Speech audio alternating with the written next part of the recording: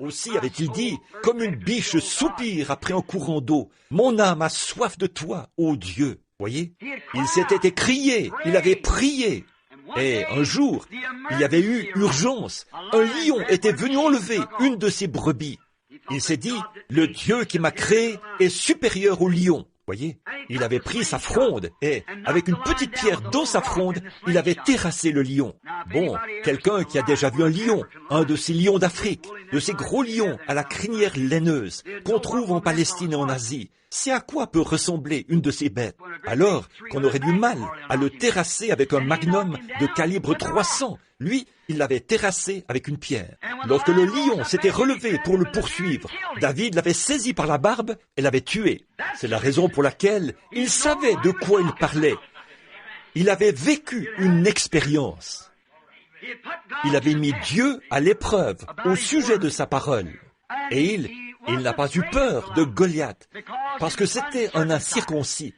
Ce n'était pas un croyant du tout. Goliath s'est avancé là, il l'a maudit au nom de ses dieux. Et Goliath était beaucoup plus imposant que lui, un grand gaillard qui avait des doigts de 35 cm. Eh bien, ses doigts devaient être longs comme ça, voyez, des doigts de 35 cm. Un guerrier. Sans doute que la cuirasse à écailles, celle qu'il portait, devait peser 135 kg, sinon plus, voyez, celle qu'il portait. Un casque et un grand, peut-être le métal avait-il 3 cm d'épaisseur. Un grand géant comme ça, énorme, qui s'avançait armé d'une aiguille de tisserand qui, dit-on, mesurait environ 6 mètres. Il avait une lance de 6 mètres à la main. Alors comment est-ce que un tel homme était capable de se tenir là et embrocher une douzaine d'hommes, puis les projeter au fur et à mesure, comme ça? Quel adversaire! Et voici qu'il était là, à fanfaronner, à se vanter, quand leurs chances étaient pour ainsi dire nulles. Voyez-vous, il a dit qu'il n'y ait pas d'effusion de sang. Il a dit que quelqu'un vienne donc me combattre, et si c'est moi qui l'emporte, alors vous me servirez. Voilà. Mais si c'est vous qui l'emportez, alors nous vous servirons.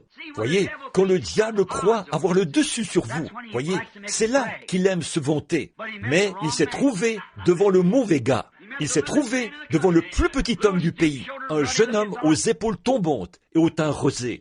Il a dit, allez-vous me dire que vous, l'armée du Dieu vivant, vous allez, sans réagir, laisser ce Philistin incirconcis insulter l'armée du Dieu vivant? Eh bien, ça l'avait choqué. Pourquoi? C'était un croyant. Les autres, c'étaient des soi-disant croyants. Voyez, lui, c'était un véritable croyant. Il a dit, si vous avez peur, moi, j'irai le combattre. Voyez? Quel défi pour un bout d'homme comme lui. C'était donc un croyant. Et il a fait précisément ce qu'il savait que Dieu ferait.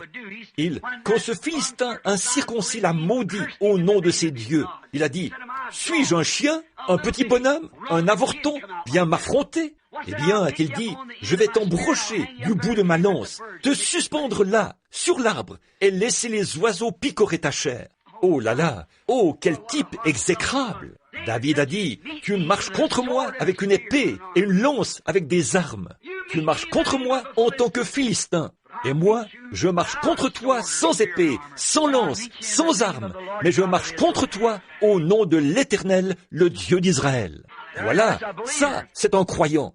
Voilà sa forteresse. Voilà son bouclier. Voilà sa haute retraite. Amen. Voilà ce qui devrait être la haute retraite de l'Église.